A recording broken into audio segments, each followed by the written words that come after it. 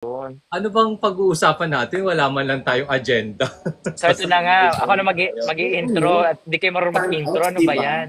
Ayan. So, Teka lang. Ayan, 103 na. Simulan na okay. natin. Hello guys, tonight pag-uusapan po natin yung nangyari sa press presentation and andun po kaming tatlo, luckily. And then, i-discuss po natin kung sino-sino po yung mga nag-stand out. Tapos, syempre, ano to napaka-iksi lang din ang exposure ng mga girls, diba? Introduction lang dun sa stage. But, as a credited media partner of Miss Universe Philippines 2025, we have an opportunity to talk with them. And also, we interview some of the ladies. Ganyan. So, yung nakita natin sa stage, may mga magaganda talaga sa stage, pero sa harapan mo talaga, iba. Okay. Mukhang hungry Okay. si Sir Brian, sabi. Oo, sisegundohan ko yung sinabi mo. Nung pumunta sila bilang malayo tayo, we were medyo, hindi naman tayo malayong malayo, di ba? Malapit pa din. Row.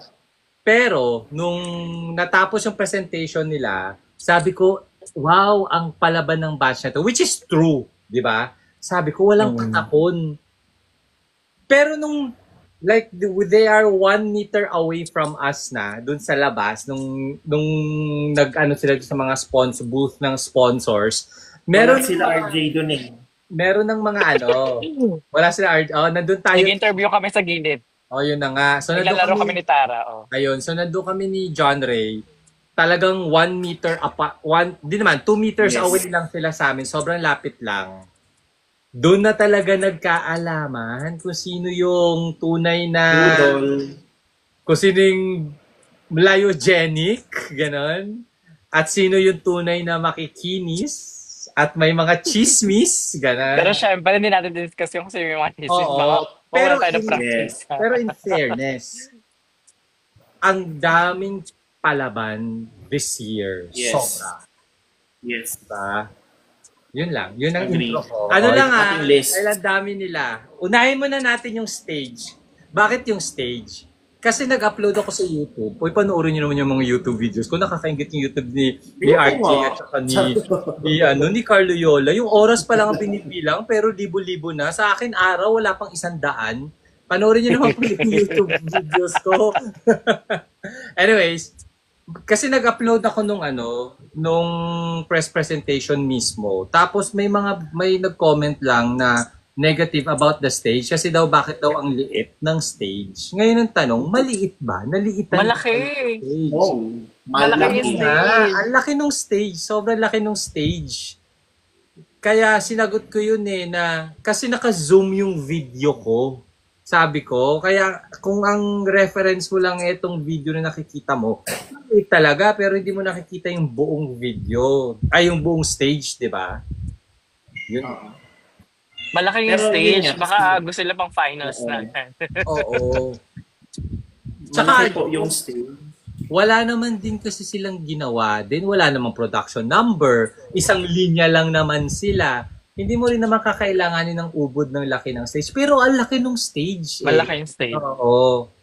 Magbabasa mo na ba tayo ng ng... Oo, basahin mo na mga comments. Ang dami nanonood sa atin ha. Ito, Almost. lagi po ito. Thoughts nyo about Oriental Mindoro. Rachel.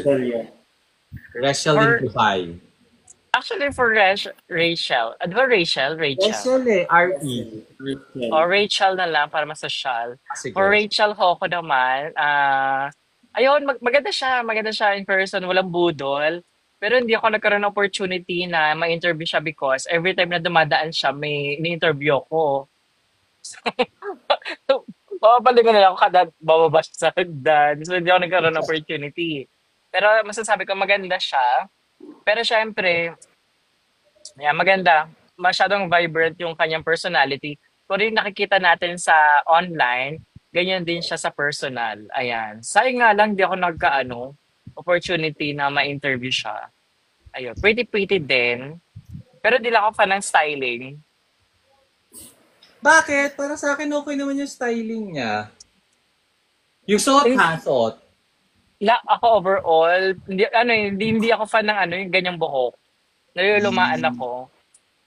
Mas okay sa akin yung nakabagsak yung buhok niya. Ganun. Same din kasi hindi ko din naman siya na-interview. Kasi na hindi ko na rin siya mahagilap that time. Maganda din. Maganda siya. Ako nagandahan din ako sa kanya. Kasi sa pictures, parang very masa. Pero pag nakita mo in person, classy siya. Yung aura niya. For me ha. So yun. So surprisingly good naman yung si Rachel nung araw na yun. Cloud, Atisa, anong masasabi niyo sa styling ni Atisa or sa presentation ni Atisa Manalo? Unahin Sino mo na? John Ray. Pa-sweet. Kalmado lang siya. Ine-enjoy lang. Iba yung atake niya ngayon. So, tignan natin. Yun din ako, nagpa-sweet, may pa-ribbon pa sa buhok. Tapos, mas kalma. Narinig ko kasi na meron siyang kausap sa may bandang likuran ko na sinabi niya nga na ang atake niya ngayon, enjoy lang, chill lang daw siya ngayon compared to last year. Yun yung sabi niya ha, yun narinig ko talaga na sinabi niya. Ewan ko kung gusto ko yung styling niya at that time, or baka nasanay lang ako doon sa last year na styling niya na laging ayos na ayos, handang-handa. Yung ngayon kasi, medyo on the fence ako sa pa-sweet styling niya. Parang naalala ko tuloy pa Binibining Pilipinas nung lumaban siya ng 2018. Parang pa ganun yung peg niya. So hindi ko alam kung mag-work yun for her or magiging disadvantage. Although kasi napakaaga pa naman ng competition. So hindi mo alam, baka biglang mabago yun pagdating ng next event. Yun lang. O RJ. Ayun naman, ang strategy kasi ni Atisa, ayun nga, ibabalik yung 2018, wherein relapse. And sabi nga, di ba sabi mo, Brian, na di ba last year nasanay ka na talagang masyado aggressive si Atisa, na talagang laging plakado, di ba? Yes, Parang laging every time na plakado. may activity tayo, brand activity or runaway man yan, talagang plakado talaga. As in, Totoo. grabe talaga, busog na busog talaga tayo last year. True. Kasi si Atisa, may pressure kasi siya last year, di ba? Nung lumalaban siya, of course, dala-dala pa rin niya yung Miss International first runner-up. Eh, nangyari na nga itong Cosmo. So ngayon, si Atisa mas relax talaga. Kasi di ba may pinapangalagaan siyang reputation na Atisa Manalo first runner-up sa Miss International. So yun nangyari na ng Cosmo. Ngayon, yung paglaban ni Atisa, wala nang pressure, mas relax na talaga. And also, sabi ko nga, ito yung strategy niya, way back year 2018 na talagang low-key. So makikita natin sa styling talagang talaga sila nag-downgrade.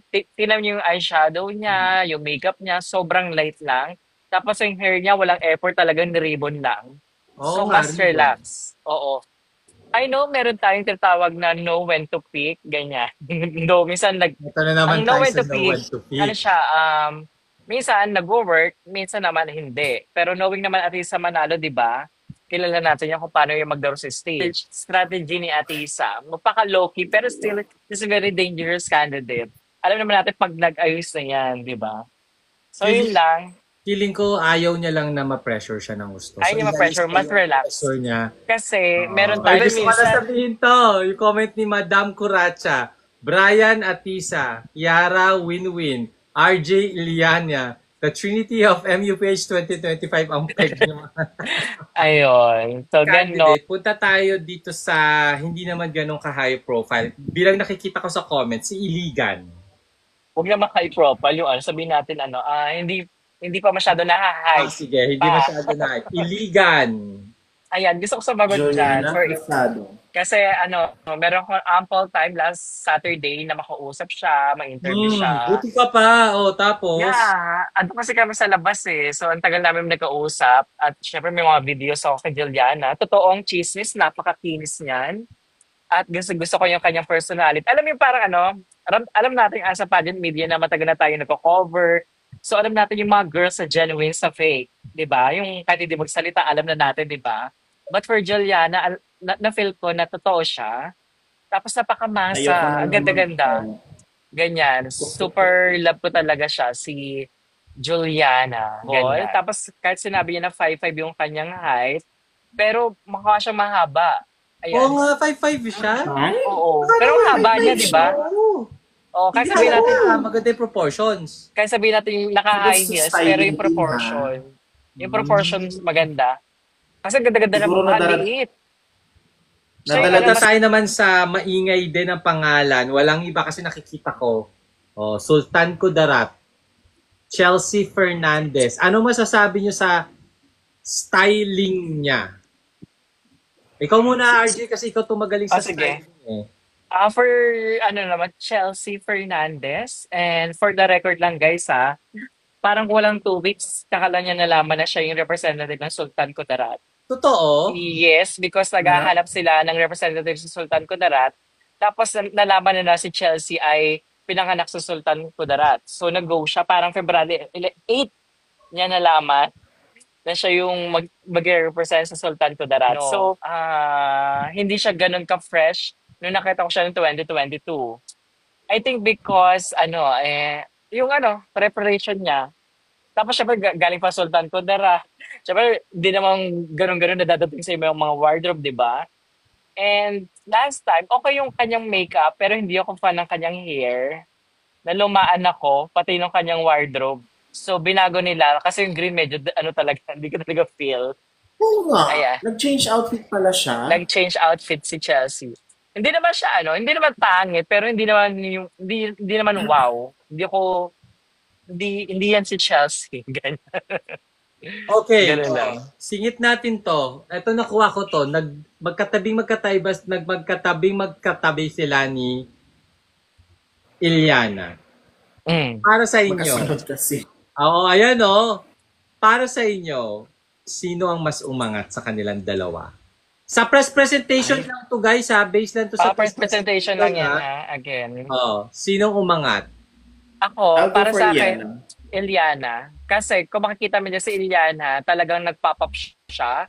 Plus, makikita mo rin dyan, may video rin ako niyan nasa spotlight din si Iliana, and then si Chelsea, nasa shadow siya. Oo, na-shadow nga siya. Ang dami ko. Pero siguro kung si Chelsea ay nasa spotlight, I think ma-over shadow pa rin siya ni Iliana kasi nga sa wardrobe, si styling, kasi ganda-ganda ni Iliana nung press presentation. Naka-white ang linis, di ba?